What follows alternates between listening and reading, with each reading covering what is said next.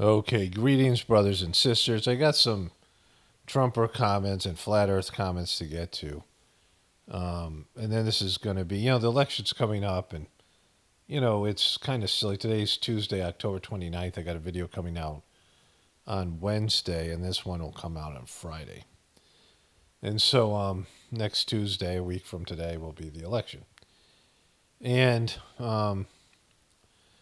I want to talk about the evolution of consciousness because what I talk about here in terms of the meditation and then all the stuff to do with the truth community and also to do with age is, people think about intelligence, right? And that could be memory. Like I have a good memory. So, there's people would associate that with intelligence, right? But there are people who have a better memory. And my memory isn't as good as it was when I was younger, right? And I'm way smarter than I was then. Like I would do better on an IQ test when I was younger. I was sharper in different ways. Like I said, my memory worked better, various things. But I was really, like most people, I was a dummy, right? That's why I always say dummies. Fred Sanford calling his son a dummy. Because as you get older, if you're doing it right, you look back at yourself when you were younger and you kind of sense and kind of remember why you made bad decisions, but it's so like foreign to you, right? Like you kind of, and I don't look back at it with any sense of shame or anything, but it's hard to understand my level of consciousness, right? Because it wasn't about intelligence. It wasn't about what people think IQ and think about, retention of information and, being able to think quickly and process information. When you're younger, you're going to do that better. Your brain slows down. And yet, as you get older, you're just so much smarter in terms of just, so much more relaxed. And it's the experience. But part of that is because there are things that you had in a previous existence, past life or something, or whatever you want to think about it. Like if you don't believe in past lives, that's whatever that is. But as you get older, things open up, right? So when you're first born, it's like you're blanks. You're like a computer with nothing on it, right? And you start downloading software. You learn how to talk. So that's a big one. You learn language. You're just a blank slate. You don't have a language. So you learn a language from your parents, from your family, from your environment. You learn how to feed yourself. You learn how to control your bladder and your excrement. You're able to get potty trained. You learn how to walk, and then you start learning these various things. You learn how to do math. You learn how to do some of this is education, and other things like just emerge when you become a parent. When you enter in this profession, something that you have like some connection to in a previous existence, and there are these things that you just know how to do as things the events of your life will pull things out of you, right? They'll start things will emerge from inside you that you didn't know you had. You go into fight a war, and there's some warrior inside of you didn't know. You pick up farming. You're 40 years old. You pick up farming, and there's ancestral knowledge in your DNA, and there's past life experience of being a farmer. It's like there's a file in there that you didn't know, and the experience of starting to be growing some food in your little backyard garden pulls that out of you, right? And so, there's all these things um, that you have inside of you that it takes a while for them to emerge. Hidden talents, some things, character qualities that are maybe not so good, addictions, things like that, right? Have you ever seen there's a Simpsons where that character, I think his name is Barney. He's the alcoholic at the bar. And he's some really smart Harvard elite, Ivy League school guy. And he has his first beer. And he looks like sharp. He looks like, like a very high functioning person. He has his first beer, and then his face morphs into that, drunk that sits at Moe's bar, right? Like sometimes there's something that just kicks in. I talked about how when I worked in this like outpatient, private patient for rich people, like some sort of sobriety, where rich people go to dry out. I tell this story. I used to pick these people up from the airport, and sometimes they come in drunk or on drugs, and I have to bring them to the hospital. I was in school to get my master's degree, and I was supposed to pick up this woman, and I had to read a little bit of their profile, so I had to know what I was, the kind of person I was picking up. And this woman was a high-profile judge in some, big city, whatever it was, right? I forget the city. This was out in New Mexico. She was going out there to get sober. And she started smoking crack, and she burned through her savings. She split up with her husband, her family. She lost her job or was on the cusp of losing her job.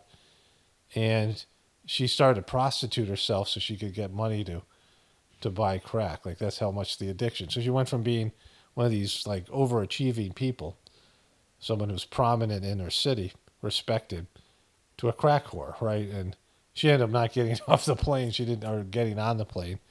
She wasn't there, like, whatever. So there are things that are inside you that emerge, and some of those are good things. Some of them are bad things. But you're a more complete person, especially if you've had some sense of, like, an evolutionary spirit where you've learned to do things and you've taken chances, and you've put yourself in a situation where this inner knowledge can emerge, right? And so, when I talk about an evolution of consciousness, it's about that, right? And most people don't even think about this because, they haven't had they didn't have it inside them, or they didn't have these experiences, and they just plug along without any really introspective thought about how they've developed and, becoming like a more, I don't want to say worldly, but a more awake person, a more complete person, like a more fully functioning person. There is a famous saint called Yogananda, and he read a book I think it's called The Autobiography of a Yogi. I didn't read a book, but a few of the people I knew read a book, and someone was telling me about how when he was, like, born as a baby, he could remember and sense that he had more in him, and, like, he was, like, irritated that he couldn't, like, he was just doing stuff that a baby would do and a toddler. Like, he knew his consciousness was there, right? See, there's overwhelming evidence for past lives, which a person who's had more lives will be able to tell and, experience, right? But the problem with past lives, what's the big problem?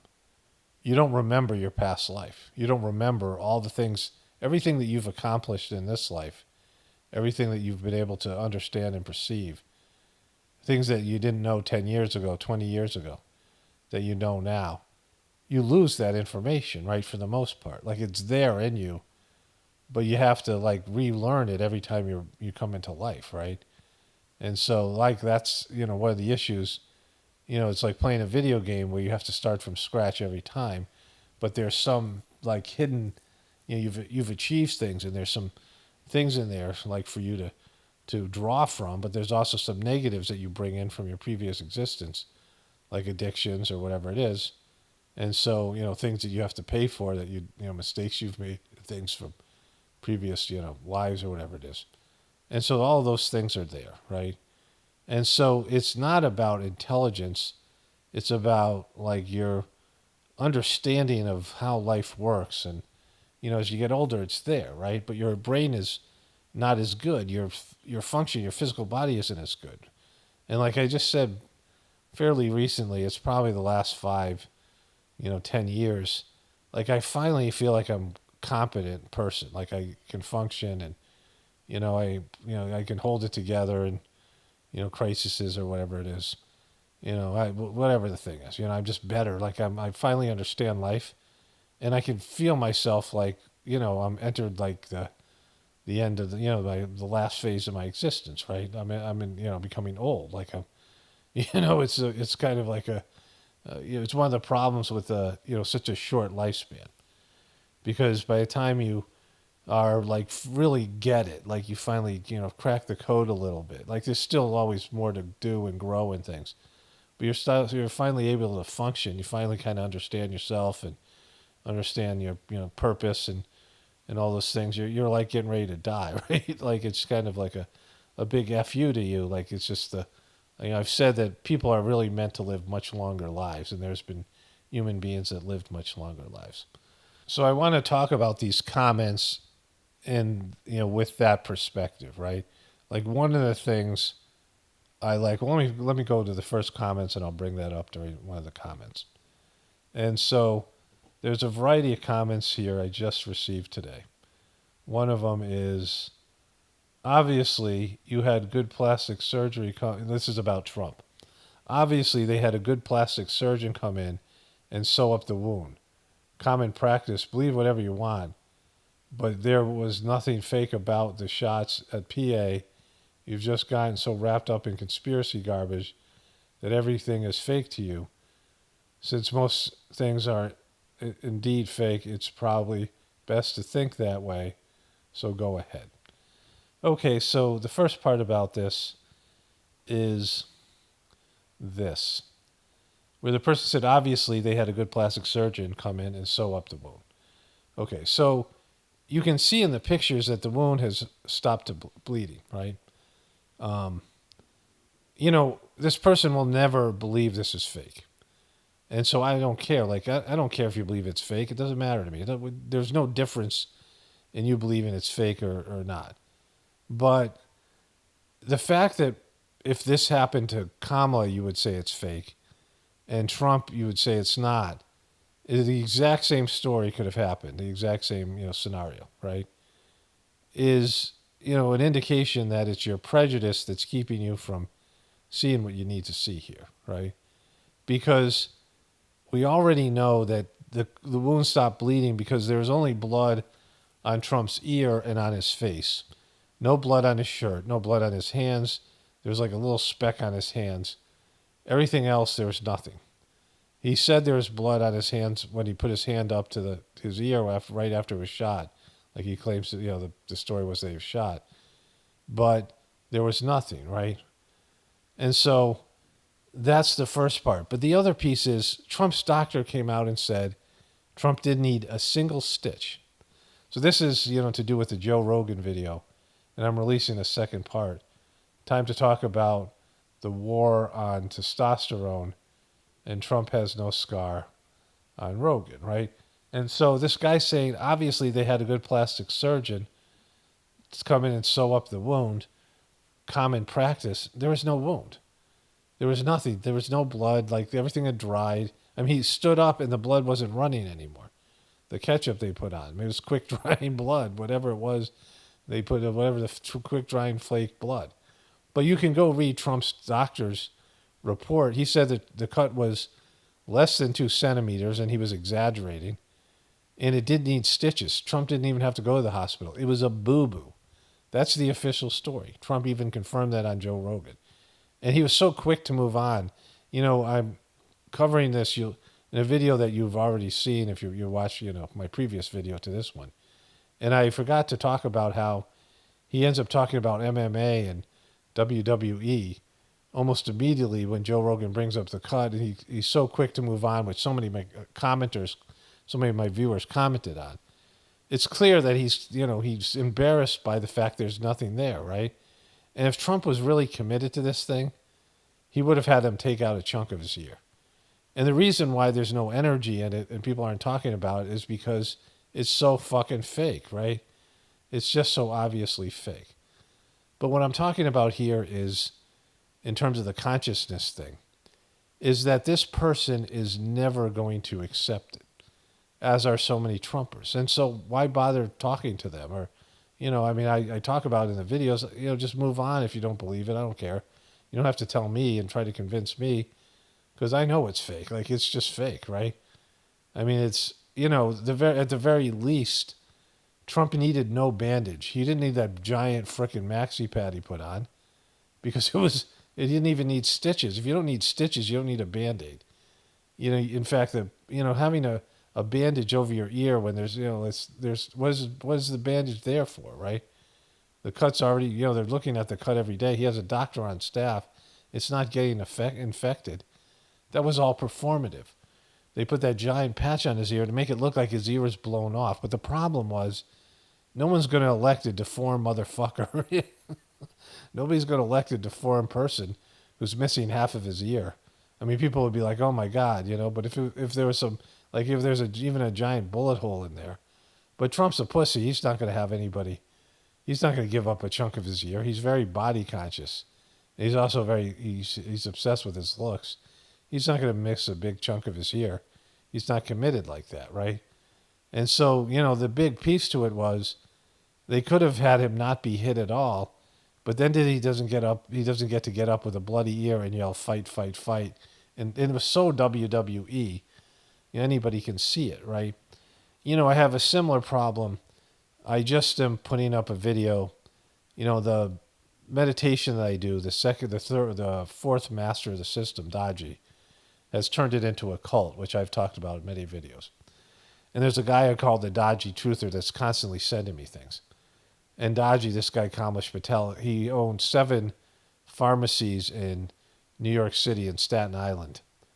And during COVID, he turned these pharmacies over to his kids, and his son started a business of online pharmacies delivering pharmaceutical drugs to people at their homes, right, where they could buy them online. And they exaggerated. The SEC has now charged them, his son, with fraud, right? And this is bad, like on lots of level. And this guy who runs the system, his kids ended up going and moving to India, even though they're born in America. So they're Indians born in America. And they had this pharmacy, and they inflated the value, and they put in subscriptions that didn't exist, and they fudged the books to get a higher, like on Shark Tank, where they try to evaluate, they give a evaluation of a company, and they raised $170 million in capital, and then they basically took the money and went to India, right?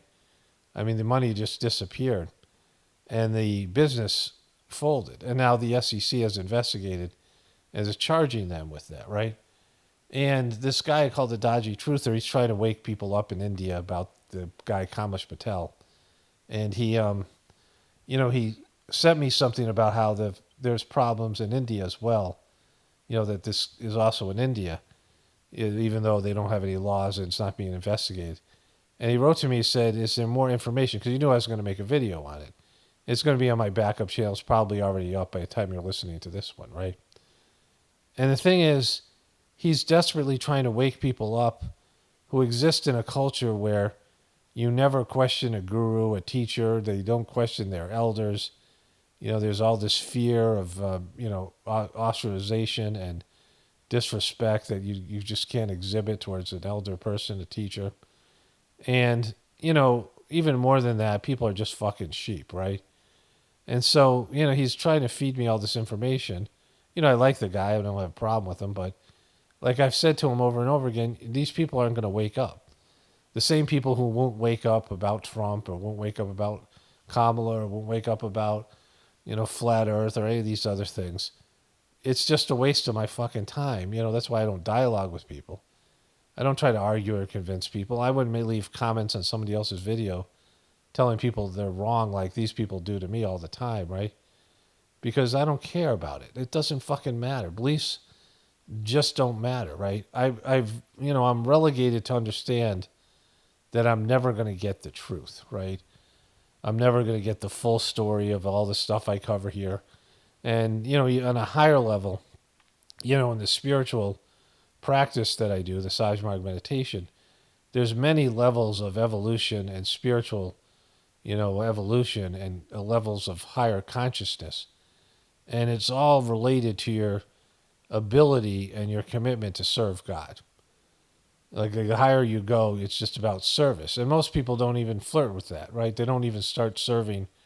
They're not serving anything but themselves, right? Maybe some people in their lives, their families, their kids, they're a little bit selfless.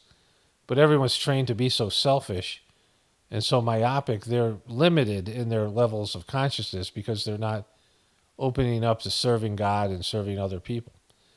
And, once you start doing that, there's many levels of understanding that you get from taking a service position with God. Evolution of consciousness, right? So let's go to the second comment here. And so this person says this. Let me make this a little bit bigger. To the same time to talk about the war on testosterone, the same video.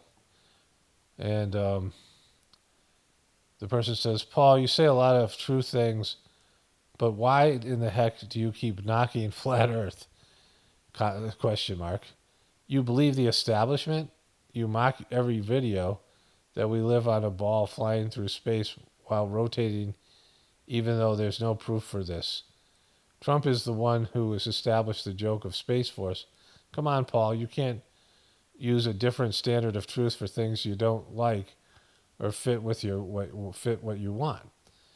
The reason I don't like flat Earth is I don't like flat earthers, and not all of them. But, the flat earthers became the Cubies and also became the Trumpers, right? And so not all Trumpers are flat earthers, but how many flat earthers end up becoming Trumpers, right? Oh, how many of them became Cubies? Like the flat earthers migrated over to the Cubies, who migrated over to be Trumpers, right? There's a connection between, QAnon and Trump, and there's a connection between the flat earth movement and the QB movement, right? It's because of their consciousness and their stubbornness and their inability to admit that they're wrong, and just how douchey and dicky, how just, like assholery the whole thing is, right? The way that they would just come on and attack you and call you a shill if you disagreed. And they were so fragile in their belief system because what they believe is weak and pathetic and sucks.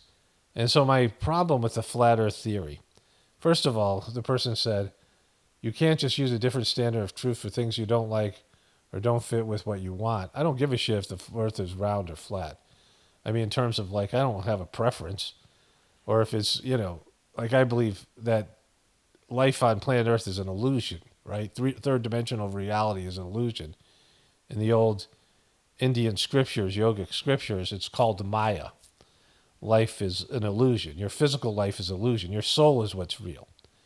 And, everything feels so real, but you're stuck in a video game or a simulation.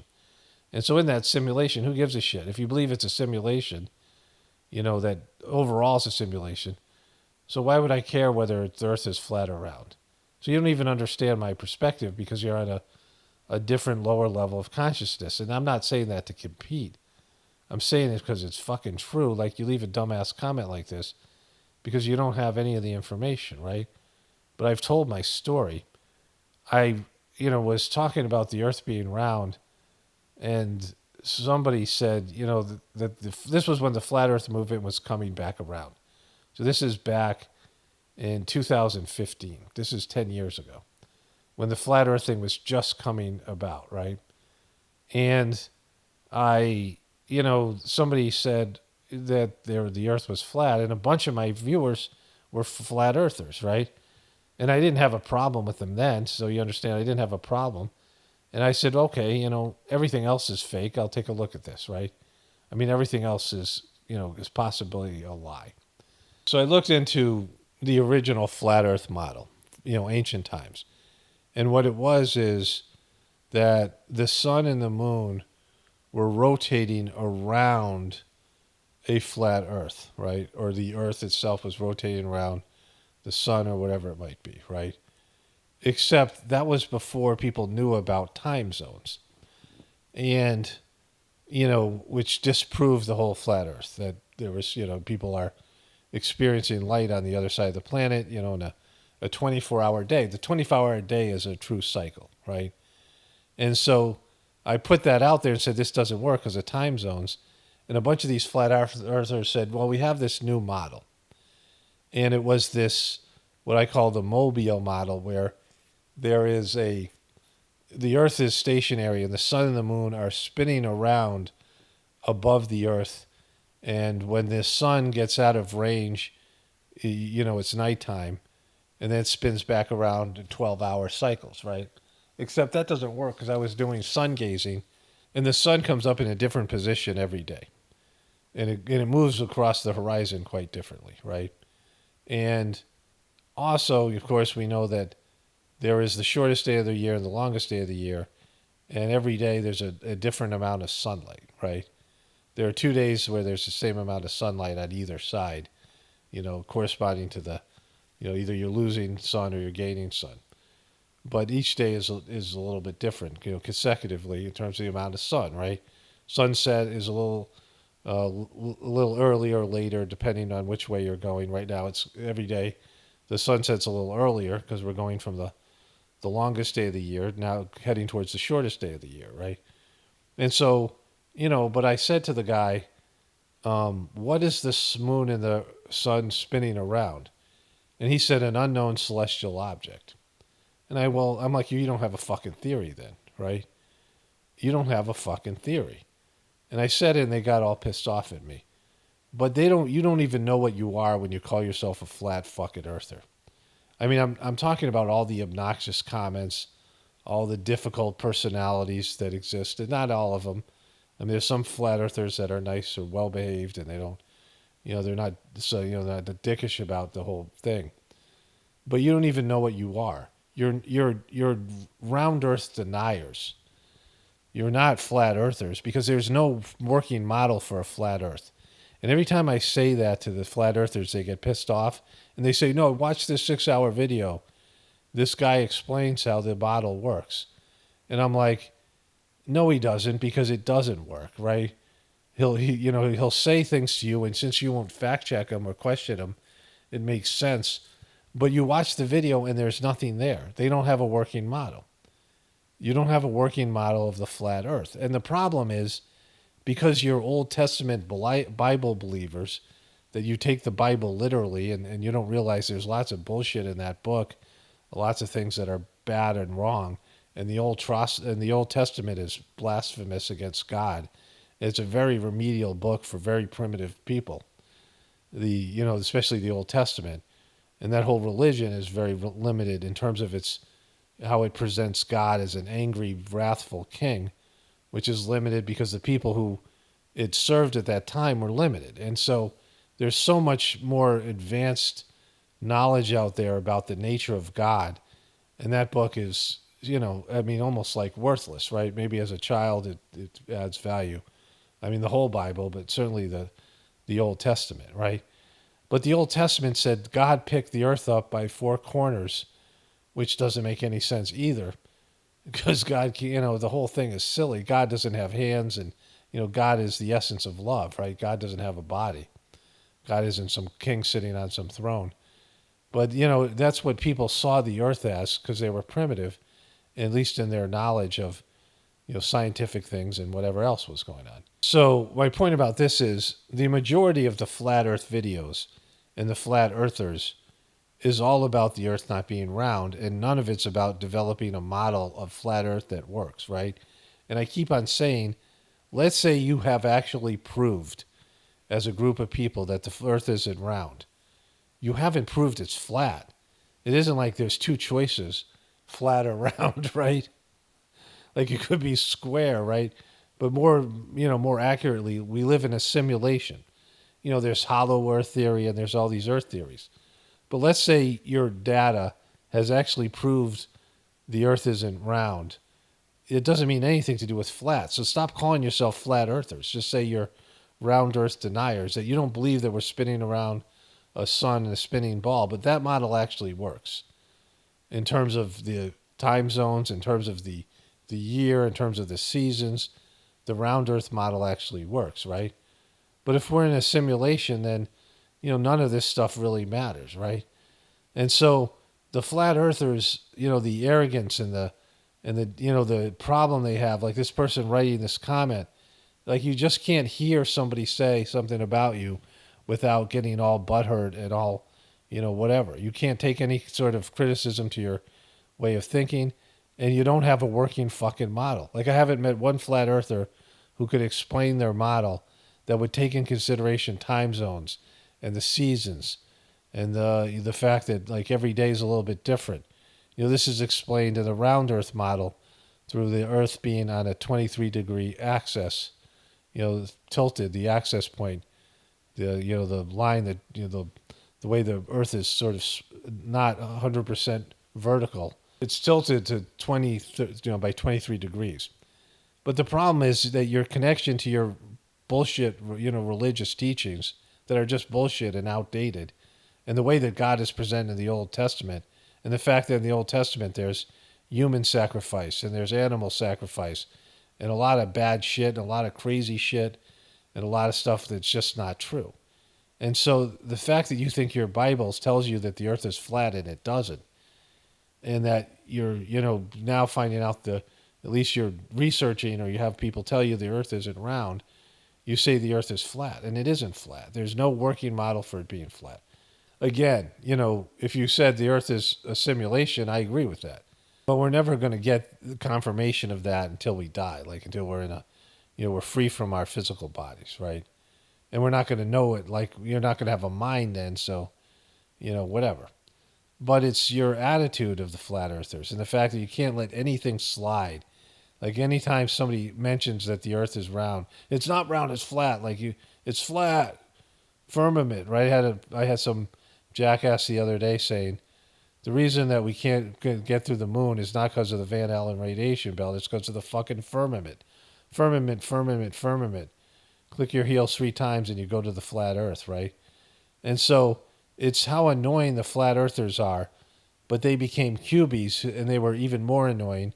And then they became cubies that were also Trump supporters and they were even more annoying. And you guys all think the same way and you all get butthurt and you can't allow anybody to believe anything other than what you believe. And again, I don't go to your stupid QB channels and your stupid flat earth channels and your Bible channels and your Trump channels and tell you you're full of shit, right? Like I don't do that because I don't care what you believe. You're welcome to it. And it's not like I'm 100% right on everything because I'm not. And I don't care about it. So none of it really means anything. The earth is, whatever it is, and the world is going through whatever it is. And it's either going to collapse or it isn't. And what's fake and what's real, whether Trump was shot or not, it doesn't really matter. But I've been unbelievably accurate about it, probably because I'm not all that attached to it, and I don't really worry about being wrong. Like if I find out I'm wrong, it isn't going to crush me, like I was, like it does when you find out you're like when all the cubies find out that when Trump lost the election 2020, and all those sealed indictments. Remember how the cubies were all questioning the nature of their reality, right? What I'm talking about here is consciousness, right? Because I have a whole different attitude about what I do here because our system is collapsing and none of our beliefs are going to stop that from happening. And another clown said to me, "You have TDS." That's all the person said.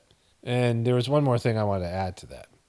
This idea of the 5 stages of grief, right? And so first you have, what is it, denial, anger, bargaining, depression. I always have to look up that one, the 4th one, and acceptance. And there's actually a 6th stage, which is gratitude. That's why I always say be grateful. And only gratitude, the only real gratitude is when something that you don't like happens and you accept it and become grateful for it. And you realize that it wasn't a bad thing, it was a good thing. It's easy to be grateful for all the good things. And we should be grateful because people, entitled people end up not even being grateful for the good things, right? And so, there is something beyond, which is gratitude, where you're, grateful for miseries. Miseries is divine blessings, where you realize the bad things in your life, the struggles are what make you who you are, and they pull out of you. You see in these movies where there's a superhero, and how many times does the supervillain pull out of the person the hero within, right? You see that movie Unbreakable. M. Night Shyamalan's movies suck. I used to like them, and now I don't. But, it's a good idea where the supervillain was looking for his adversary. And it's your adversary, it's your opponent that pulls out higher levels of your abilities, right?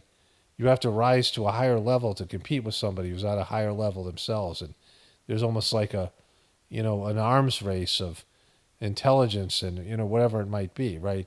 And so these obstacles that are in your life pull out of you these things that you have to overcome. And we should be grateful for these things because it's what makes us who we are, and it helps us get farther along our spiritual journey, which is everything, right? Which is what I say over and over again.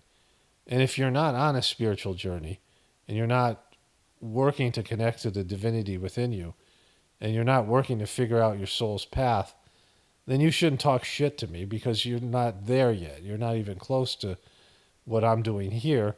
And I'm many levels away from, the ultimate human being that I could become, right? Like I'm just on the, entry level position of doing spiritual life. I don't even know what it is, right? But I know that I'm not the top of the, food chain in terms of any of this thing. I'm not I haven't reached the goal or whatever it is. And so you're not even trying. You're not even working towards your spiritual evolution. You're not even, if you have a soul, why aren't you trying to connect to it, right? And so what I like about the 5 stages of grief as a model is that you go through these stages, and each one there's a higher level of consciousness. And the first one is always fucking denial. And you Trumpers and you flat earthers and you fucking people, QBs, and you Kamala Harris liberals, right? You guys all know how annoying it is to talk to a liberal and how fragile their worldview is. When you watch the liberals on TV, you can see the same thing that we see with you Trumpers. We see the same thing with all you Trumpers who, you have this, fragility in your belief system because deep down, the guy's full of shit. At least, people who know he's a villain, then they just they reconcile and say, well, he's at least better than Kamala. And the Republicans are at least better than Democrats. But, this we're talking about stopping the end of the world. Being better than Kamala Harris isn't going to do it, right? If Trump is slightly better than Kamala Harris, that's not enough to save America. What the fuck are you talking about? Like, we're talking about the, going over the cliff, and you look around you, and like, even if Trump and Kamala Harris were the greatest people to ever live, or one of them was, look at all the other people. Like, how are you gonna? You can't. They're not gonna pull up everybody else, right? Americans suck right now. I mean, it's and getting worse. Each generation is getting worse. So they can't reverse any of that shit, right? And so accept that this system is fucked. And, I'm not telling you what to do because, you come about it on your own terms, right? But there's an evolution. So first you're in denial, right? Then you get blaming, and you're angry and finger pointing, and you found someone else to blame, and it's the deep state, right? So you're in denial, you're a sheeple. And then you're still in denial as a Trump or a QB, but then you enter into an anger phase of your anger. And then you're bargaining and, whatever. I mean, I don't know how bargaining works in this scenario, but you're, trying to reconcile something without, bargaining to find a way not to accept the truth, I guess it would. And then maybe you get to the, level where you get depressed, which, I guess everyone gets a little depressed throughout the process, right? When you finally realize, see, the denial is keeping you from being depressed, right? The, believing in Trump and having hopium, smoking hopium is keeping you from being depressed. Because once you realize Trump can't save you, who the fuck else is going to save you? Who's going to save America? Nobody. This is it. Like the America you got right now, it's just getting fucking worse, right? There's no making it great again. It's not bringing back the America you now wish you had. The America you didn't appreciate when it was here. But now that it's something fucking way worse and way liberal, and, the gender shit and all the fucking stuff they're pushing on you, and you're like, oh my God, let's bring America, make it great again. No, it ain't going back. That's not happening. No one's going to do that. It's just getting worse. You think it's going to get better? No, it's going to get worse. I mean, the economy, the inflation really hasn't kicked in yet, and the moral depravity and the division and the hatred and all this stuff. World War III hasn't kicked in. My wife just texted me, we're going to go have ice cream. World War III hasn't kicked in, right? And so my wife fell asleep or watching something. And anyways, actually it's custard. But anyways, World War III hasn't kicked in, right? All this bad stuff hasn't happened yet. And so it's the denial that's keeping you from being depressed. They're realizing that we're fucked. And so I'm not here to, I don't care. I'm not here to cut through your fucking depression. I'm not here to change your mind. Same thing with people who do the heartfulness meditation. Some of these people used to be my friends, people I know. I don't care. Like, I know you can't change people's minds. I don't care about it, right? If I'm wrong, God, that's great. Like, if America somehow reverses itself and everything, I'm old now and great. That'd be great. I'd love to be wrong, right? I love that the system, I love that, everything that our lifestyle will continue at least until I die, right? Fuck everybody else after that. But at least as long as, I get to keep my lifestyle till I die, great, right? I mean, that's the way people think, but it's not. It's prepare for what's about to happen. And maybe it's a good thing. I mean, there's levels to it that's a good thing, right? That maybe it's a blessing on levels we can't even perceive, in terms of past lives and future lives and in terms of our soul and all this stuff. That's all I say here. And if you don't understand that, because you're still in fucking denial, right? You haven't even got out of the first fucking stage. And then, at the end of that stage, you're just accepting that the world's collapsing and you haven't even, ventured into your spiritual life or whatever. You haven't taken one step on to becoming, the person that you can become spiritually. And so, I don't care. Like, I hope it's not true. I mean, it'd be great if it isn't. But if it is, then, we have to accept it. And it's not it's God isn't punishing us. And, if it isn't unfair, it's completely fucking fair. If you look around, America collapsing is exactly what should happen. If there's any justice in the world, America should collapse in epic proportions, right? And so, think about this in terms of evolution of consciousness. And if you're not evolving, at least in terms of your, just everything, then, what are you doing, right? Fuck. All right, let's get to the other stuff here. I'm going to go have my ice cream. Okay. This is Dougie Fresh. You know Dougie. Dougie. As much as this election is real, and, I don't know how they decide what things and how much is predetermined and how much is scripted, and nobody knows, really. I mean, maybe people who are, the people who are involved in it. But probably most of them don't really even know, how they decide such things. But this is when I knew Kamala Harris was in trouble. Because they did a seamless transition here.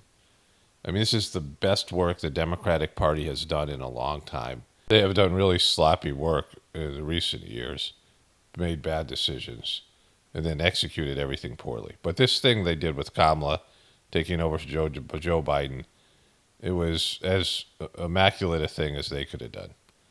They did a great job. And they pulled off this convention and these other things. And so much so that she was gaining momentum, and she overtook Trump for a little bit. But I knew, because I saw it before, I was kind of into the 2019 primary with the Democratic Party when they rolled out 20 candidates, and they all sucked, right?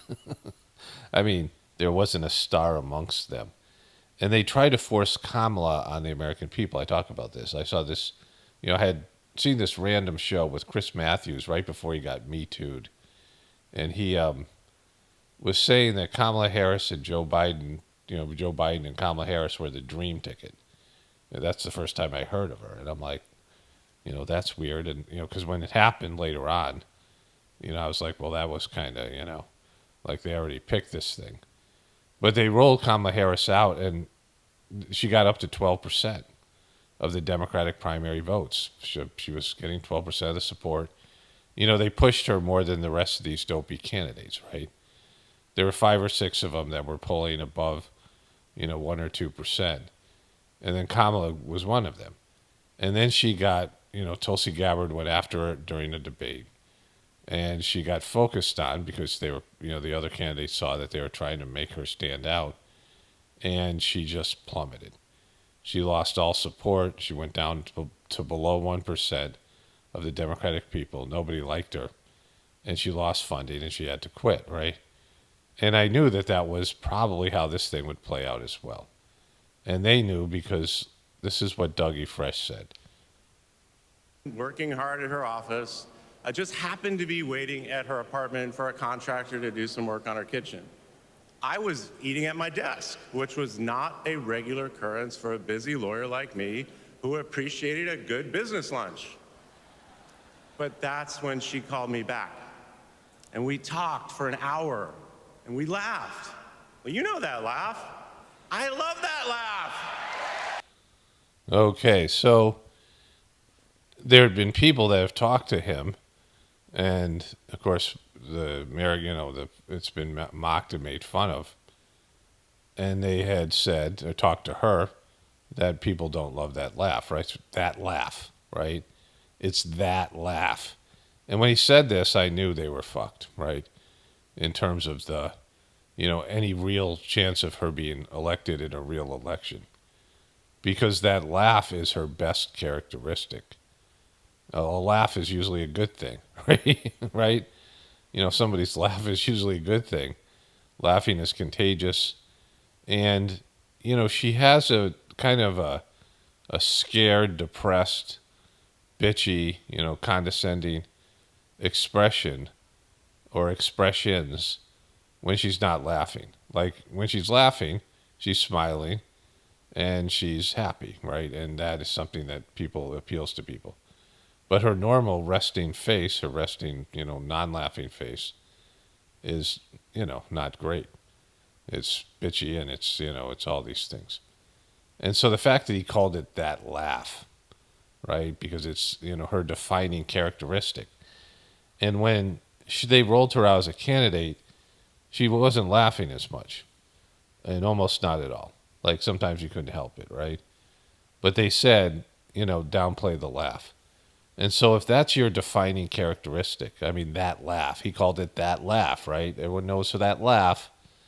And I love that laugh. That implies that other people don't love that laugh, right? And the Democratic handlers didn't love that laugh. And so when that's your defining characteristic, then all you have is bullshit talking points. And boy, does that Trump suck. That's all you have. And I knew that stuff wouldn't last, right? And so as much as this election is real, they knew right off the bat that they had a dud as a candidate. That her defining characteristic was something that they didn't appeal to the American people. And you can't remake your personality. You can't become more likable. Like when you're being yourself and people don't like you, and people like this, right? People at work or family members, or people in your life who, when they're being themselves, other people are like, oh my God, I hate that guy, or whatever, like they're being themselves, and I mean they're being authentic to who they are, and it rubs people the wrong way. Trump, some people love him, and some people hate him. Like there's that. But with Hillary Clinton and Kamala Harris, almost nobody likes them, doesn't like their personality. You have to get over to something like, oh yeah, well, she's better than Trump, so I'll get over that laugh, right? So when he said that laugh, I knew, yeah, they're fucked, right? Because you got a candidate who's, she's known for one thing, and nobody's going to want to vote for that one thing. So then, because I watched that video, this video came up, and they don't give you a time when this happened. There's 294 comments, so not a lot of people watch this. But he says this. We don't have time to focus on it. It's all a distraction. Doug Emhoff says allegations that he hit his ex-girlfriend in the face is a distraction. It's designed to try to get us off our game. Does it get you off your game? No. All we talk about is this election. We understand the stakes. That's all we talk about. What are the stakes? We understand the responsibility. What are we the understand stakes? What are the stakes? Good question, Gumby Joe. What are the stakes? Our very country, our future. What kind of future are we going to have? Who would you like picking the next 2 or 3 Supreme Court justices? See, here's the thing. When they talk about the stakes of this election, whether it be Kamala Harris or Donald Trump or the Democrats or the media or the Republicans and the media, they're saying that this is dire, that your decision in this election will be the difference between America collapsing or not. We're talking about apocalyptic type of rhetoric that, this election will decide whether America collapses or not. I mean, that's what they're saying is at stake. Do you think a person with that laugh is going to prevent the apocalypse, right? You think a person like Trump, like just this goofy, boneheaded, faking, lying piece of shit, is going to stop the apocalypse, right? I've already said that it wouldn't be one person. You need a society of great people, not just one. If you had a society of great people, our situation wouldn't be like this at all. If you had just all saints, but you look around you, and what's worth saving in terms of just the kind of people we are, and even the good people are worse than they would be if it was a different system, right? People are worse. Let's just finish this thing off here. What are the stakes? Our very country, our future. What kind of future are we going to have? Who would you like picking the next 2 or 3 Supreme Court justices? The guy who picked the 3 who overturned Roe v. Wade and want to take away more and more freedom? Or do you want Kamala Harris picking the Supreme Court justice? Yeah, so that's, what are the stakes? With more Supreme Court justices, it's already done. Those Supreme Court justices, Trump said you pick them young. You pick them young so they don't die on you. And it's already in there, right? I don't think even Trump isn't clearly that big on abortion. And now that he's known that it's kind of screwed him over, he's having second thoughts. But even that, he has these Supreme Court justices that are, they're going to be there for a while. That's not going to be, that's done. If they can make it into a law, and again, that's got to go through the Supreme Court, they might find it unconstitutional. In terms of a national, amendment, in terms of some right that you have to kill your fetus, I mean, that's the kind of thing we're talking about with that they had to make an amendment to make this thing, murder, legal, right? And 60% of Americans want it. And so what is there to save? Like, what are you saving, right? If 60% of the Americans are passionate, or at least feel strongly that women should be able to kill their fetuses, then what are we talking about here? Like, what's worth saving? Why are we trying to save this thing? And why? Because it makes each one of us uncomfortable to think about life without the system that we're 100% dependent on, because we're fucked because of that. We have no skills and no abilities and no backup plan. Is that why? Yeah, that's totally why, right? That's the only reason you want to save this thing. Like, especially truthers who know so much about it.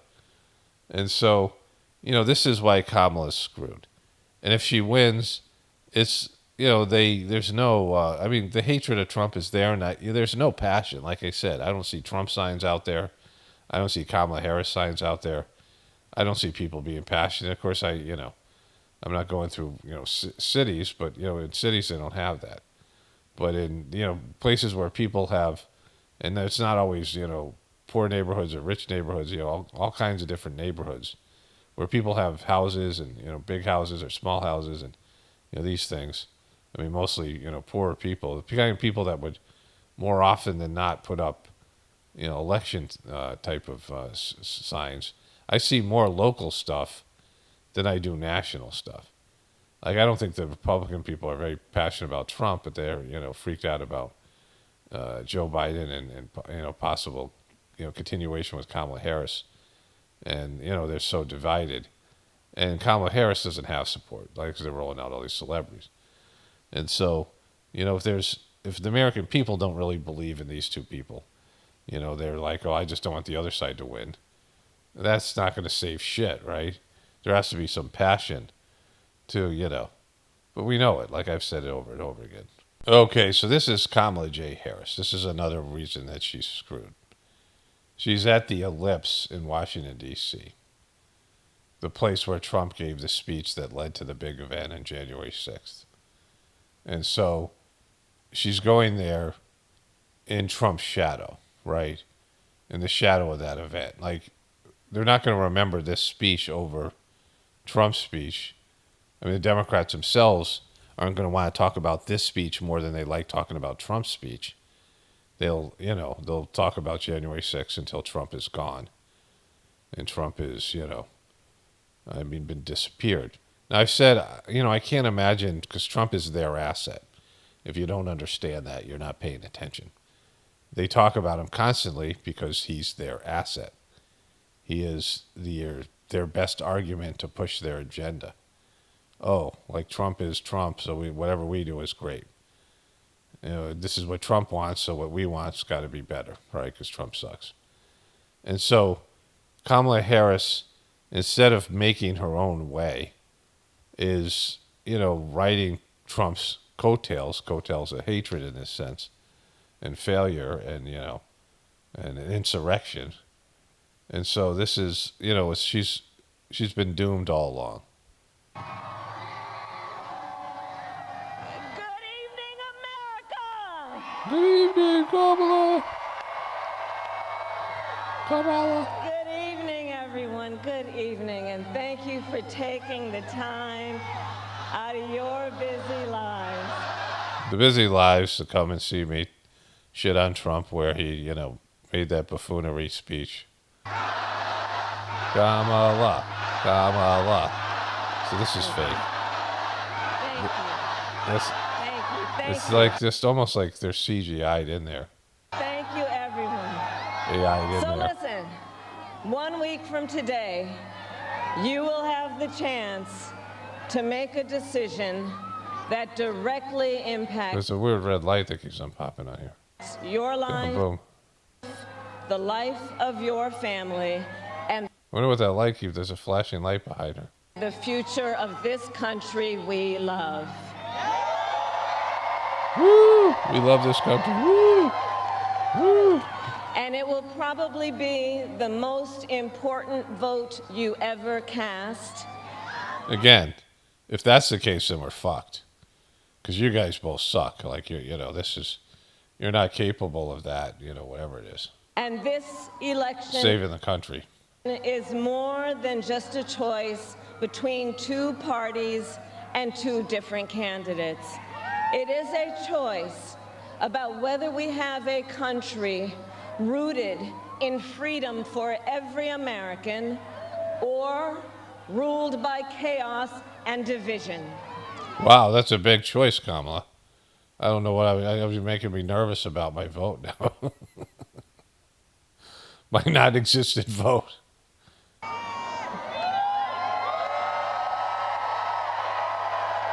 Many of you watching have probably already cast your ballots.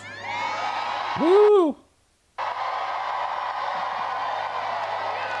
But I know many others are still considering who to vote for, or whether you'll vote at all. Yeah, that's me. I fall into that category, and I'm not considering it. I'm not fucking voting ever again. And that, voting should be a big deal, right? Because there's better systems in democracy, but they're not available. There's, where people are just better, where people are like saints, where people are spiritual people, and people are evolved. And there doesn't need to be all this kind of a government, all this bullshit, because people aren't criminal and, deviant and, lazy and, selfish. And so you don't need a system. Like, you don't need a strong government because people are great and will do the right thing. And so when you have that kind of society, it's not, this kind of thing doesn't exist. A democracy is here because people will do bad shit, right? People will take away your freedoms by, enslave you and, whatever it might be. But we had democracy and we still had slavery, right? How does that work? America had democracy and slavery at the same time. You understand that. Like, everyone talks about the founding fathers and, many of them owned slaves. But democracy wasn't democracy because, one, women couldn't vote. Half the population, fuck you. You can't vote. You're a woman. We can't allow you to make a choice in terms of the election, right? This was think about that. Like, because we didn't grow up. I'm old. We didn't grow up with that shit, right? There was everyone who was alive when women couldn't vote is dead. And so, like, that's not. And then they're slaves. People are owned. And, of course, they can't vote either because they're less than. They're slaves based in the color of their skin. So that's how fucked up the origin of our country was. There was never, like, let's make America great again was, you mean, want to go back to that time, right? And so tonight, I will speak to everyone about the choice and the stakes in this. Like, there's lights of, you can hear the sirens. Like, this is Washington, D.C., and there's multiple sirens, and then the lights of cop cars and ambulances are flashing out. Like, election. Look, we know who Donald Trump is. but we're going to talk about it anyway, right? Yeah, yeah, good. We do know who he is. So stop fucking talking about him. Stop defining your legitimacy as a candidate based in Trump being a piece of shit, right? We do know who Trump is. Who the fuck are you, right? He is the person who stood at this very spot near. And so you're coming back to the spot he stood in to be in his shadow again. To perpetuate this, this whole everything's about Trump. Like, why go there? Set your own place, right? Go somewhere where, you can make your own mark. This is supposed to be your closing argument. This is supposed to be some great speech, like some, speech that's going to, rock the world. And you're coming into where Donald Trump did January 6th, and you're gonna bask in that. Well, that means you have nothing. You got zero to offer, other than you're not Trump. Nearly 4 years ago, and sent an armed mob to the United States Capitol to overturn the will of the people in a free and fair election. Boo, boo, boo, Donald Trump, boo. Were they armed? What do you mean armed? Like, armed with stupidity and, like, American flags and, the frickin' QB trooper? You're saying they had guns? Like, I didn't see that. What do you mean armed? Boo. An election that he knew he lost. Americans died as a result of that attack. 140 law enforcement officers were injured because of that attack. Okay, so this is how she's starting this thing off. We know who Donald Trump is, so let's go a couple minutes forward. America, this is not a candidate for president who is thinking about how to make your life. I thought you said we knew who Donald Trump is. We do know who he is. You're still talking to him. This is 2 minutes in. Truth about the heart of our nation. Our democracy doesn't require us to agree on everything. Yeah, it doesn't. You should butcher that line. In fact, we like good arguments from time to time. Just think of your own family, right? Right. It's not the American way to not have disagreements. We don't shy Right? Okay, move forward here. at trafficked in guns, drugs, and human beings.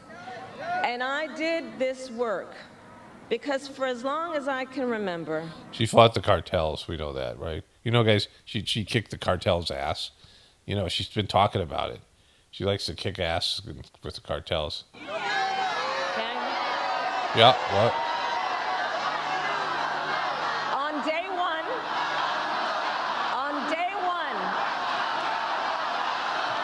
Let's go back. This is a big moment here. to get things done.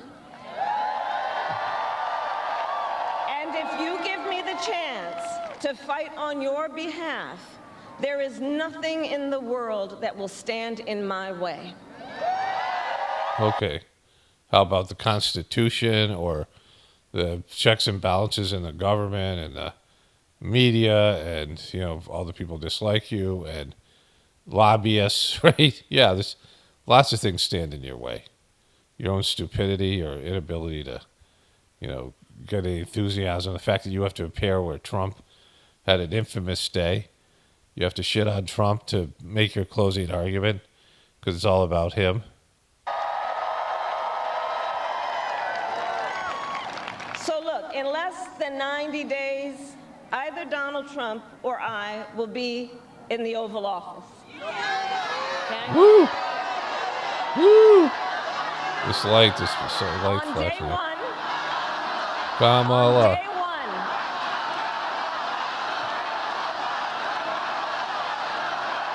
and on day one, if elected, Donald Trump would walk into that office with an enemies list. When elected, Boom. More about Trump, right? Remember when she was asked what she would do if she had one legislative, victory she could have, and that needed the Congress and the Senate, the legislative body. She was asked by a woman who, I think her name was Carol. Remember Carol? I made fun of that. I remember. I'm often mocking stuff. It's like my go-to move because everything sucks so bad. And Carol asked Kamala, she's a political science professor, what she would do if she had one issue. And Kamala couldn't answer the fucking question. And Trump brought it up in the Joe Rogan interview.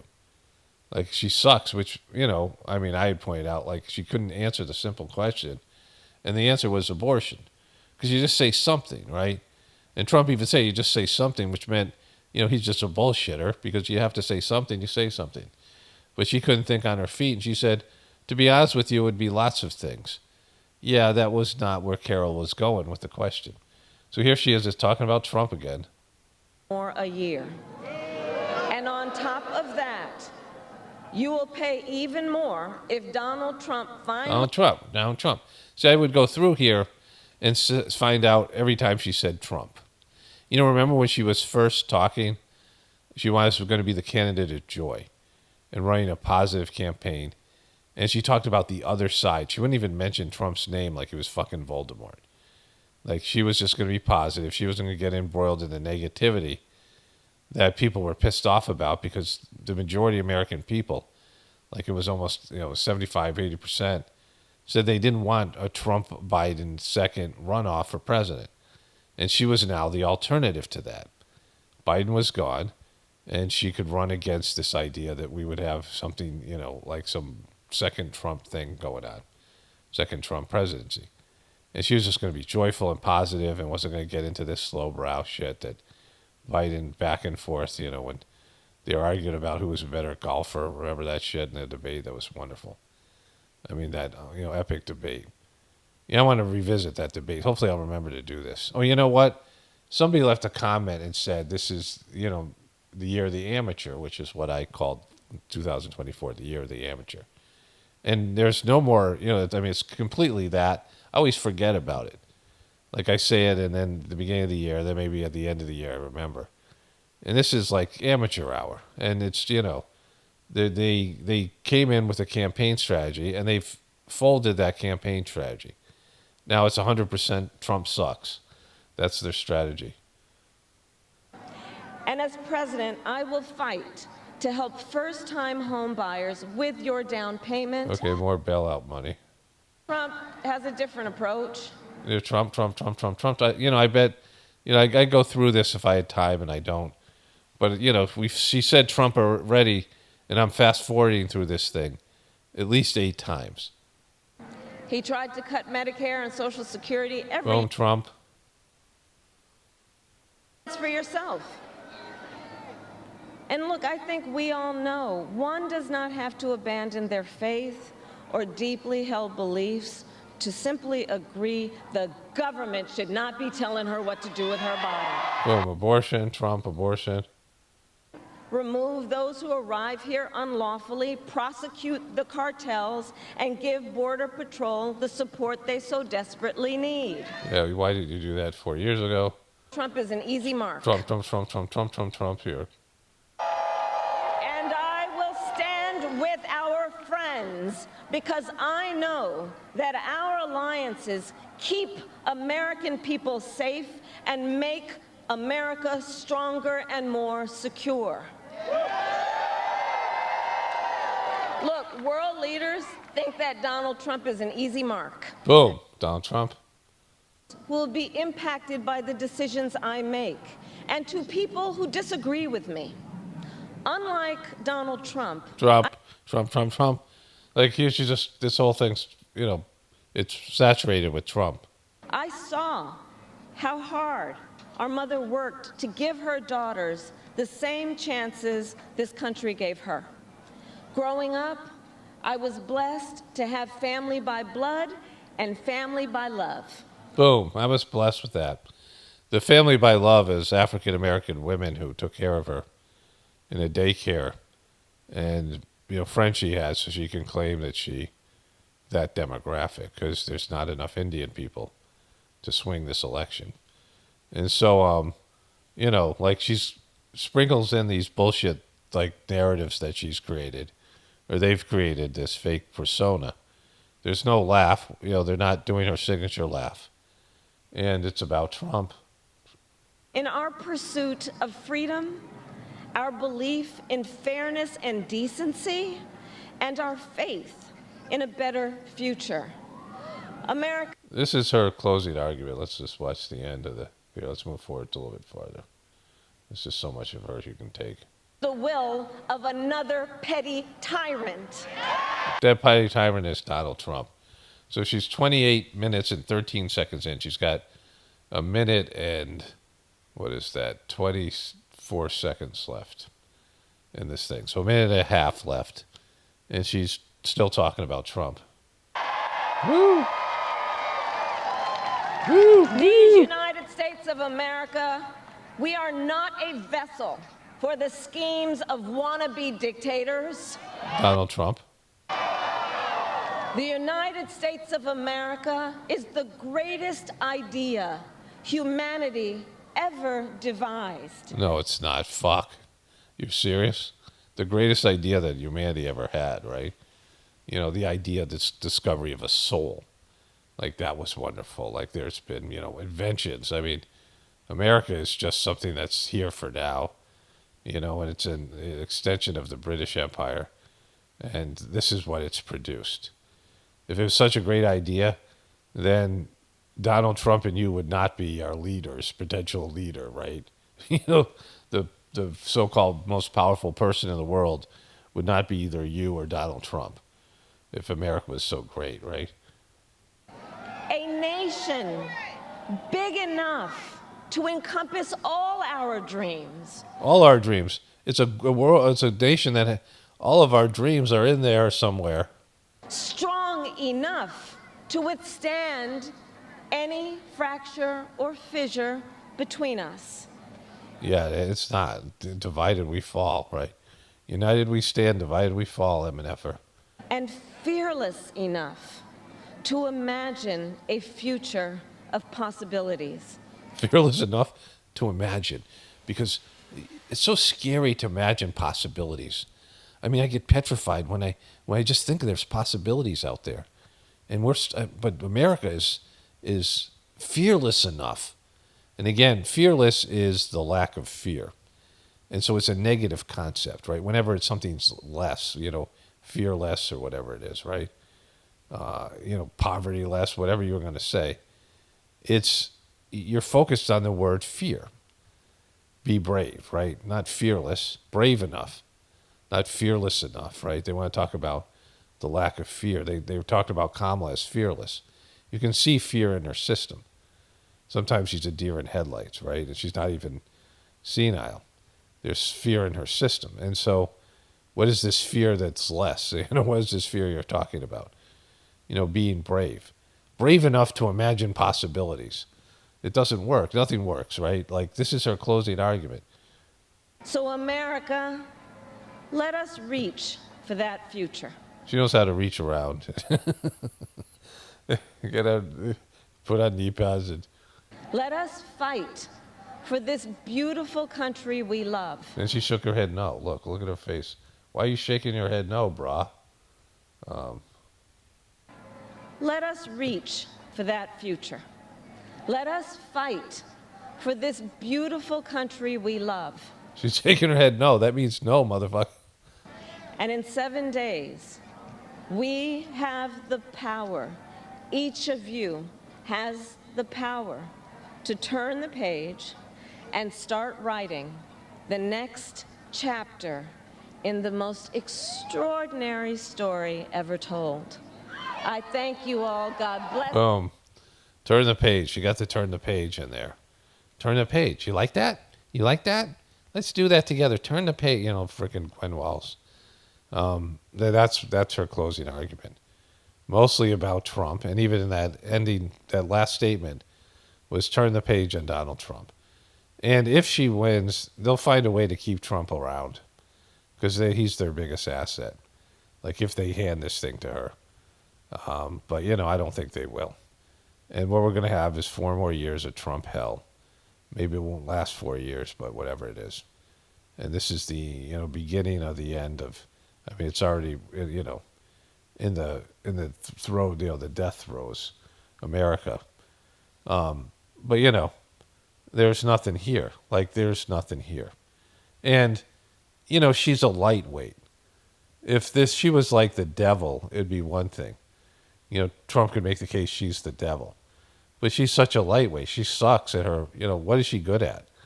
As a candidate and as a leader, what is she good at? Name one quality that Kamala Harris has. And she's not a villain. She's not a super villain, right? You can make the case that Trump's a villain, you know, at least for the Democrats. Like he has those, you know, he has some abilities and he has the ability to create enthusiasm in his people, but not so much now anymore. It's just faded. There's nothing great here. There's nothing here between any of these parties and these two candidates and America and the media. What's great? Like, what's great right now? Say something that's great. Like, and not some, you know, I mean, the fact that we can fly, sure. Like, you know, get in an airplane and fly. Some of the things, technological advancements that are, you know, kind of transformative, but in mostly a negative way. I mean, what's great right now? What's worth saving in America? Name a great person. Like a great, great person, you know, not just somebody who's, you know, a little bit better than the normal, you know, there's just no greatness here. I mean, and certainly greatness isn't the word I'd be looking for in terms of spirituality. You know, where's the saints? You know, where are the saints in America? Name one saint, one spiritual person.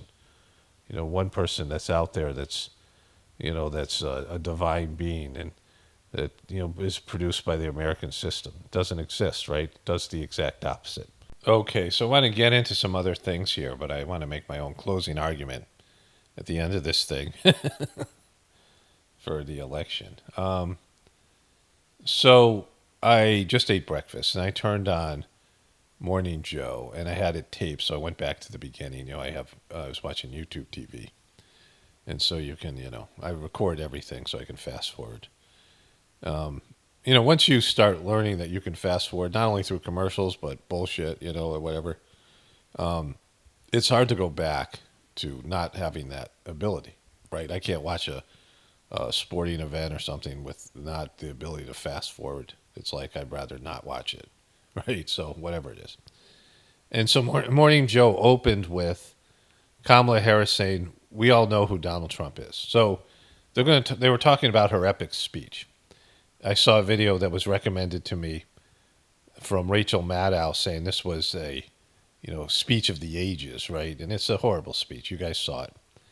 Kamala Harris couldn't deliver, you know, a Gettysburg Address or she can't deliver a great speech. She's not capable. But Morning Joe led with her saying, we all know who Trump is, right? And we do know who Trump is. And if you don't know who Trump is, then you shouldn't be voting. I mean, everyone should have a definition of Donald Trump. He was president for 4 years. He's dominated the media for 8 years. And again, very few people know who Trump is because everyone on both sides has, of the people who hate him, the people who love him have TDS. But Trump is a defined entity. Like, more information about Trump isn't going to help you figure out who he is. Because if you haven't figured out who he is by now, you ain't figuring out who he is, right? But nobody knows who Kamala is. And so Morning Joe, which is the biggest shill, you know, apparatus in the news media for the Biden-Kamala Harris administration and the Democrats, they open with her saying, we all know who Trump is, right? And so, you know, if there's any real election here, she's lost. Because she is not defined herself as anything other than the the person that can't laugh anymore, right? The person with that laugh, right? You know, Cindy in accounting. She has that laugh. That laugh. Oh yeah, I know exactly what you're fucking talking about. That fucking laugh, right? Cindy and that fucking laugh. And so, you know, this is what we're talking about here. They can't produce a person, a persona that has any endearing characteristics and any ability to lead, other than the fact that they're not Trump. And what are they going to do when Trump dies, or Trump is incapacitated, or Trump becomes president and in 4 years no longer can be run? What are they going to do then? Like, at what point do they move on from Trump? I mean, it's the point where, a divorced person or somebody has gone through some sort of trauma, and everyone else like, Jesus Christ, will you move on? Will you stop fucking talking about that? You lose all your friends, and no one wants to be around you because you can't move on. Yeah, we get it. Your ex-husband's a piece of shit. Move on, Sally. Right? I mean, it's just just stop talking about it. Anyways, let's get to some funny stuff here, and then I'm going to come back to this at the end. So one of my viewers sent me this. Here's some other great town names. Lititz. What? Sure. No, it's Lidditz. You were in the ballpark. Your version's way better than anyone else's. Here's some. So that's a viral moment.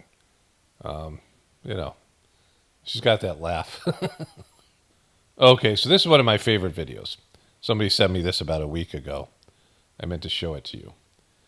This voiceover is on point, hilarious. This is one of the best voiceovers I ever heard. It's not just the voiceover. This orangutan is trying to instruct someone coming to view him at the zoo. First, he gets the woman to go through her purse to see what she has to offer him, and then he instructs her on how to get him the food. And the voiceover is masterful. Like, they should make this into a show. I don't know whether videos of this of the orangutan, but the voiceover is incredible. I'm just going to show you a little bit of it, right? Open the no, but baby, open the bag. I don't want the keys. Open the bag, baby. The bag. Flip the bag. Open the bag. No, the zipper right there. Open this bitch. Open the bag. The bag. It is just absolutely spectacular.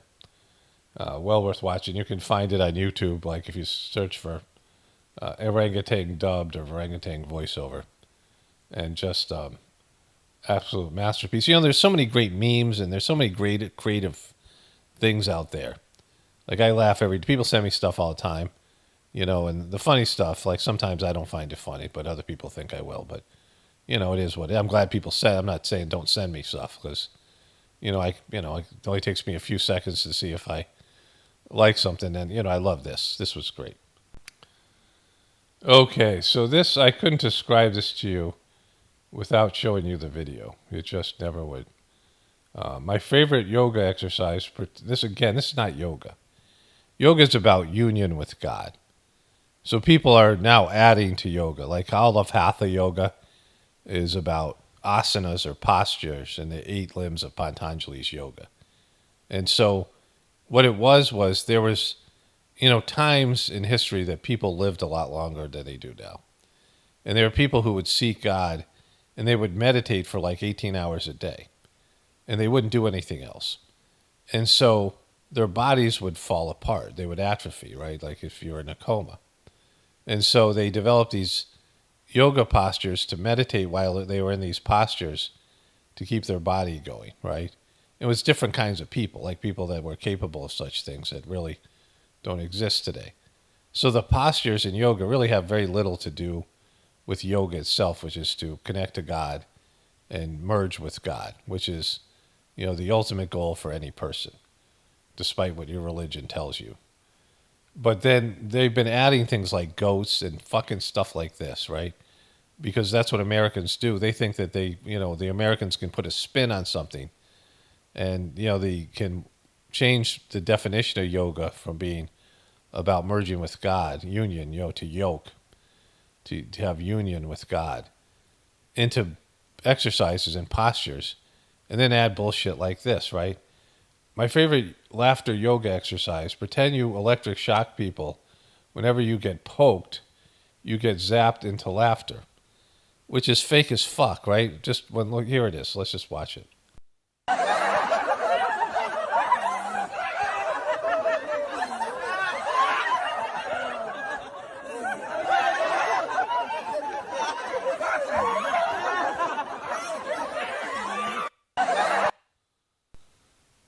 We're fucked, right? Don't tell me Kamala Harris or Donald Trump can save this shit, right? Like, this is, these are people with mostly probably jobs and careers and maybe families. I mean, and like, look at this insane shit they're doing. Somebody sent me that yesterday. Today's Wednesday, October 30th. Okay, so I've been keeping this open. This is the news tab for, I guess this is all. But this is in Google search. I just got a video recommended to me. It was it was New York Post. And was talking about, oh yeah, I got to find this one thing. I'll show you that too. That's great. And it was the New York Post saying that Google is making it impossible for people to find the Joe Rogan Donald Trump interview. I found it fairly easily. And I don't know if they've recommended any of it since me watching it. But they've said they made it hard to find. And so I don't know if Google's censoring. But anyway, I've kept this open. And what does North Korea get out of sending soldiers to fight with Russia war? This is forming an alliance, right? This is North Korea and Russia forming an alliance. They're already aligned to whatever extent. North Korea and Russia send political shockwaves with Ukraine war move. The West did nothing to stop North Korea's alliance with Russia, and there will be consequences, I would assume it says there. And so this is a move that's, there's some movement towards World War III, right? When you're making alliances, powerful alliances. And so what you're going to have is Russia that has nuclear weapons equal to America, North Korea that has nuclear weapons, and China that has nuclear weapons and large armies. China and North Korea have large armies. You have some of the, the most powerful armies and militaries that are there joining together, and those three countries could crush America, and China could crush America economically. And so if there is World War III, we're fucked. Like that's a you're fucked alliance, right? And they're probably tired of American bullshit at this point, as is maybe the rest of the world and even Americans, right? So there's that. So this, YouTube has this thing now where you can pay to get one of your articles advertised on YouTube. And this thing, Biden stands in line to vote behind a man in a profane Trump hat. Elect that motherfucker again. And so here's the picture. This guy has a picture, has a hat on that says, elect this MNFer again. And here's Biden in line to vote. I mean, this is just platinum. So instead of just putting him in line, there's supposed to be security. You think a guy who has a hat on that says, look at this guy right here. If this isn't a plant and they haven't screened these people, how is he so close to the president, right? I mean, this whole thing about Trump being assassinated, these fake assassination attempts. I mean, this whole thing, why is Biden there behind all these people? They should just bring him in. And, they're making a big deal about him voting. I mean, the whole thing, this is platinum. So one of my viewers sent me this. Human-sized robot added to Georgia Detention Center. Video shows new guards in action. There's the robot in question. Walking around Century. Says Century on it.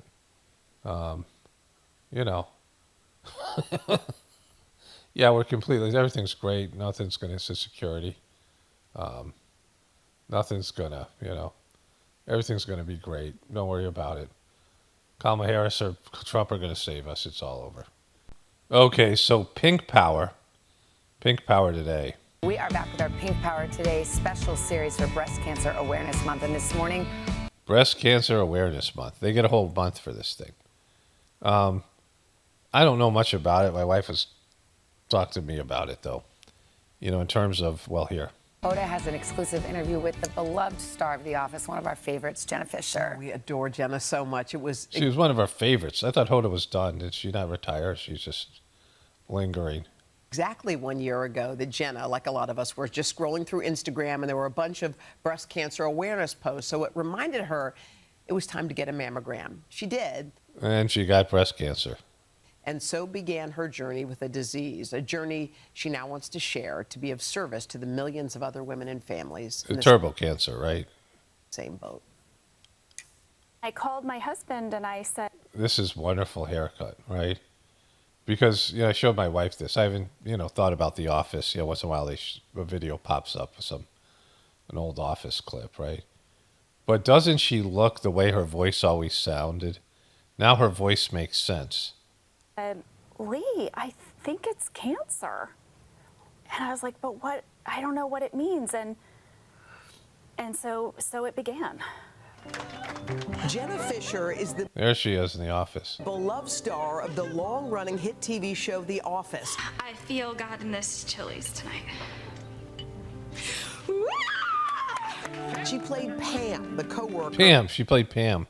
We all felt we knew. When the show ended, she went on to create the hugely popular podcast Office Ladies with her castmate, Angela Kinsey. Boom. Office Ladies. On it, they share the behind the scenes of the show and co-star antics. But it was exactly 1 year ago that life changed. Using her platform for good, she posted a powerful message to her fans on social media, writing, "Schedule your mammogram. Got mine done today. Got to take care of those ticking time bags, ladies." That's a horrible way to look at your breasts. Oh, these ticking time bombs?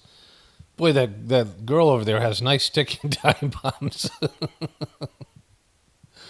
But the mammograms is radiation. I'm very concerned about, I've been getting a lot of x-rays on my teeth. So much so I'm going to stop going to the dentist. I'm going to get the rest of the metal out of my mouth, and I'm going to, go once every 2 or 3 years. I'm going to find a new dentist because they push for x-rays. They just won't not do them. My wife and I have had arguments with them, and they're like, well, that's the only way we can find out if you have cavities. But, this radiation, they put on a lead vest, and then they said, well, there's no harm, right? Well, why are you putting on a lead vest? Then if there's no harm, why would I be having a lead vest, on in terms of the x-rays, right? You wouldn't put it on. And so, it's the radiation of, all these things. My brother said that when he grew up in the 40s, 50s, and he was born in the 40s and grew up in the 50s, and they had x-ray machines to figure out your shoe size. You'd go get get a pair of shoes, and they put you on, and they take x-rays of your feet for your measurement. It was great, back then when they first started doing it. The woman who discovered radium, whatever her name is, Madame Curie, is it? Somebody. She died of, was cancer from radiation poison or whatever, which is contributed to, x-rays and all these things. And so one of the ways that they try to find out whether you have, breast cancer is they irradiate your breasts and, multiple, whatever it is, right? Her message takes your breath away, given the road ahead. So here you are living your life in such a beautiful way, and you're kind of skipping through the flowers, it seems like, in life. Thriving. And isn't it so crazy? She looks a lot like Pat on Saturday Night Live. See how on Monday everything's great, and then on Tuesday everything falls apart. It was crazy because I went in for my routine mammogram. It's that annoying appointment that I'd been putting off. 3 weeks later, they said, there were a few spots that were difficult to see. You have very dense tissue. We would recommend that you do another mammogram and maybe follow up with a breast ultrasound. So was that... So three doses of radiation, and all of a sudden, in the turbo cancer you get from the bloop and all those things. Next thing you know, this is her new hairdo, right? And she looks the way that her voice always sounded. That for you an alarming thing, or was it an eye roll? It was a total eye roll. This is why I would put this off, because now I have to go back again. after the ultrasound, they said, well, we found something. We're going to need to do a biopsy. So did you worry when they said that? Not really. Not really. When I was getting the biopsy, the mood changed, and that's when I got nervous. So this is one of those weird things that you're refreshing a portal constantly? A portal? Yeah, for like 2 days. Okay, no. So I was on a hike. I checked the portal on the hike, and that's when I saw words like invasive ductal carcinoma. Oh, no one wants to see those words. Malignant, and I was like, those words sound like cancer words. Those are cancer words. Those are cancer words. And so she was married to that guy, James Gunn. Remember, he was a Guardians of the Galaxy guy who he got Me Too'd for just being really creepy and inappropriate. And he kind of got canceled, but then they reinstated him. And she was in a real weird video with him that he made, some kind of pedo thing. But turbo cancer. Okay, this is the Catholic News Agency. One of my viewers sent me this. Whenever he gets sent something from the Catholic News Agency, I know it's not going to be good. Meet Luce, the Vatican's cartoon mascot for Jubilee 2025.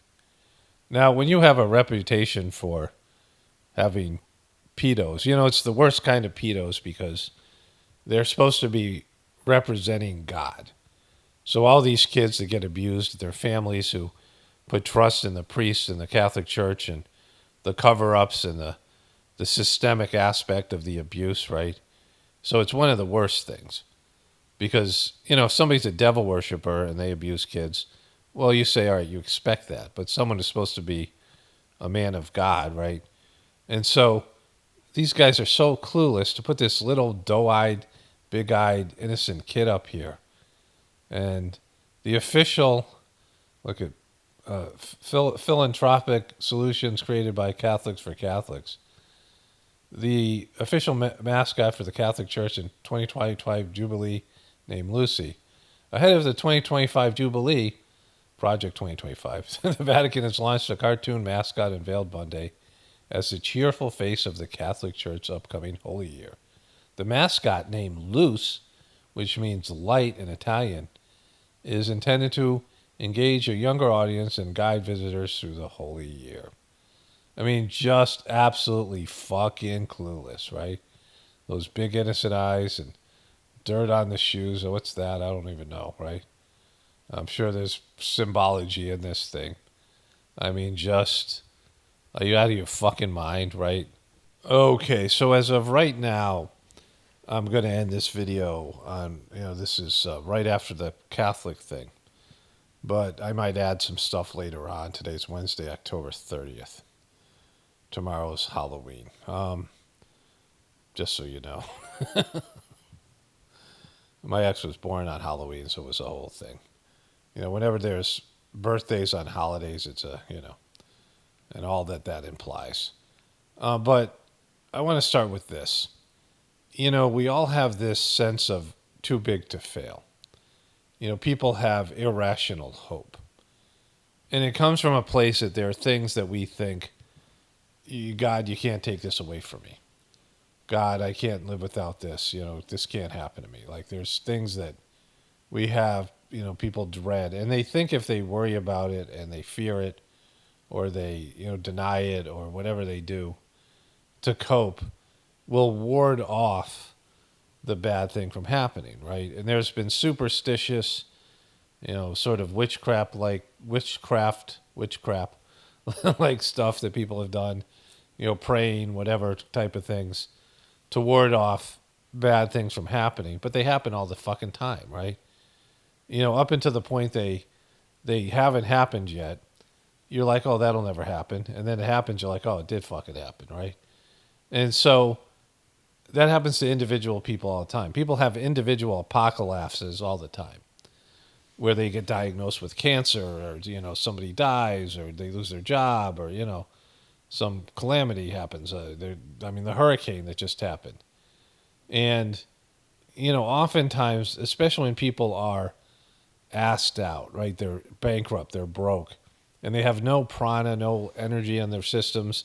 They're just walking around like zombies, like automatons, just getting through the day. They have no energy to extricate themselves out of their horrible situation, poverty or just lack of, love and light and happiness and good things, right?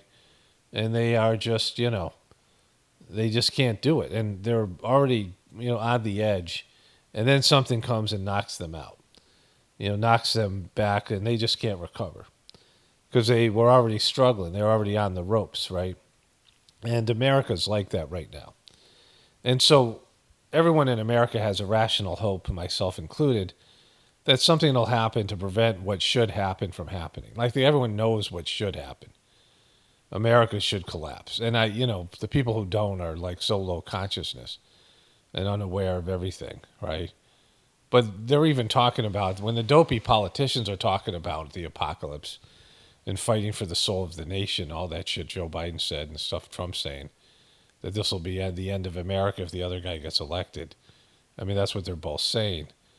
Then, it's really bad. Like, if they're saying it, they're the last ones to the table.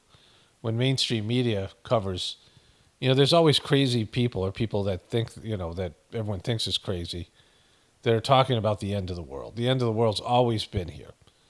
And people have always feared it. And those people are crazy until it actually happens, right? Till they're actually right. And so every religion has a doomsday, apocalyptic, type of thing. It's just there. All these superstitions, the Mayan clock, the book of Revelations, the end of days, these various religions they talk about. There's prophecies and, the Whispers of the Brighter World prophecies that are, fairly recent from the early 2000s, talking about the things that are happening now and the things that are about to happen. And it's pretty severe.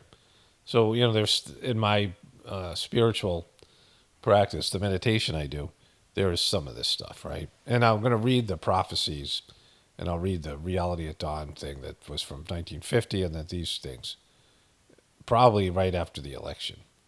I've been wanting to do that. And there's more that there's a lot of them, but I'll read some of them. And, it either happens or it doesn't, right? But deep down, all of us know that there isn't really much worth saving here. America isn't worth saving. It's only because we need it and we want it and we don't think we can live without it. So, that's not a good enough reason, right? If you're in a really bad marriage, like, an abomination of a marriage, and you are only sticking to it because you think if you get divorced, you can't make it, right? Like, for whatever reasons that you're, like both people are petrified of being alone or whatever it is. And so they stick in something that is doomed and shouldn't, it's hurting both of them. And it would be better to live free of it, even for a short time, than to, undergo more of this almost torturous. Most people are so miserable. I mean, despite all of the great things we have, people are miserable, right? And, none of those things are, I mean, it's all, it's all bad, right? It's all, it's not good. Like, it's not something that you should be this miserable and continue, going in the same direction that you're going. But people just don't have it in them to change, and they can't change with the system being what it is. And so the only opportunity for change is the system, be free of the system. And they can't extricate themselves. None of us can from the system.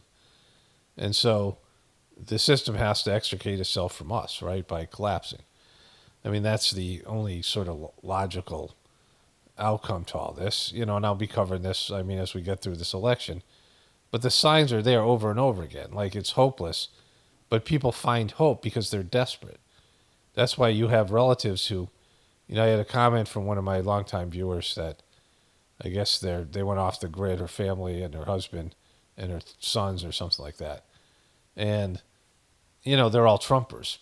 And they went off the grid and they're kind of living a different lifestyle, but they're still voting for Trump. And, all of her people around her. And she's like, this guy said, he's not it. And they're like attacking her or whatever. because people are desperate. Like, you can't take their hope away. And that's why people make these comments here. And I'm like, don't leave your fucking comments here. Just don't watch my videos. If you're that desperate, this is not the place for you, bro. Like, this ain't, I'm not catering to your desperation. Like, we're all in the same boat. Like, some of us have had the, I don't want to call it strength, because it's, for some of us it's easier. But we've had the ability to accept it the way it is, right? Going back to the stages of grief, accepting, the inevitable outcome of the death of something, right? Everything dies, and systems dies, and empires die. People die, and concepts die, and countries die, and movements die, and cultures die. There's things end, not even dying, ending. Things come to an end, right? Things have a beginning, a middle, and an end. A creation, a preservation, and a destruction, right? The three, the gods of the Hindu religion of creation, preservation, and destruction, right? They exist in everything. Something's created, it's preserved, it's maintained, and then it dies. Then it ends, destroyed. And so, we're in the destruction phase for good reason. Like, the system is showing you all the reasons why it's not good. And we all have experienced this, and we don't even know the half of it until we're free of it. Like, sometimes, when you are, like, let's say you're in a bad marriage, this happened to me, and you're in a bad marriage, and you get separated for like a week, the whole Stockholm syndrome. And it's like you get deprogrammed, and you're like, oh my God, this is so much better. And, I don't know why I live with that. It's like you've been, hypnotized into the Stockholm syndrome like situation. And that's what happens, right? It only takes about a week. Like, let's say you go into a new job. I noticed this when I was waiting tables. And you're like an outsider at first, and you're looking at the people, wow, they're behaving strangely. And they have a whole lingo and things. They have a whole, like egregoric group consciousness. And you're like, oh my God, this place so weird. And a week later, you're just a part of it, doing the same things, talking the lingo and all these things. I mean, that's Stockholm syndrome, right? People find a way to fit in and just be with the other people. And that's why you see people become truthers and then get totally into being truthers, and then, get separated from it and then turn into anti-truthers, and or vice versa. I mean, people, especially the people that you're around. You date somebody, or you get into a social group, and you start adapting to the behaviors and the culture in that group, right? And so there's so much of that in our society that people are unaware of. But, it's not getting better, right? It's not, there's no silver lining in this particular empire, this particular cultural movement that we call America, or the greater, world empire. It is exactly, as we think of it in our more realistic terms of the negativity that goes with this type of debt-based economy and a hedonistic, divorce yourself from God, separate yourself from God, egocentric, and destroy the family, and, unnatural. I mean, these types of words that go with our culture, this is what it leads to. And the people can become more and more like not what people are supposed to be, right?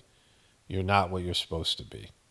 Someone asked the second master of the Sajmark meditation I do, what are you? And he says, I am what I ought to be.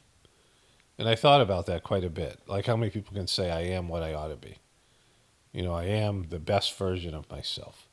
I am what God wants me to be. Like, how many people can say that I am what God wants me to be? I am what my soul wants me to be. I'm a pure reflection of my soul. How many people can actually say that? It doesn't exist in America, right? There's supposed to be all these Indigo kids and, all these, whatever it is, crystal children from the New Age. They're supposed to be the spiritual movement. Where the fuck are they, right? I mean, if they're here, they're failing.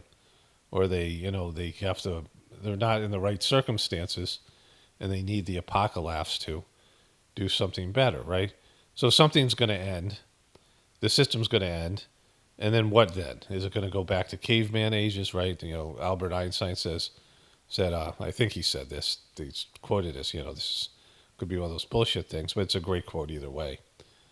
I don't know what weapons are going to be involved in World War III, but I do know what weapons will be used in World War IV, sticks and stones, right? So Very telling comment. And so that's what we're at the precipice of. Are we going to go back to caveman days? Go back to being primitive, be wiped off the face of Earth altogether? What's going to happen? In a post-apocalyptic, the unknown is not, but we could get better. Like we could find a way to, throw off the indoctrination and addictions and the egoism of this era and become spiritually based people that have a deep inner relationship with the divinity within them. And that's possible, and I've seen it. I've experienced it to some degree, going on my own spiritual journey, and know that there's a lot of potential there. If you're fearless and you can, and you can see the potential, going back to what Kamala said in that speech. I mean, the whole thing, right? The tits.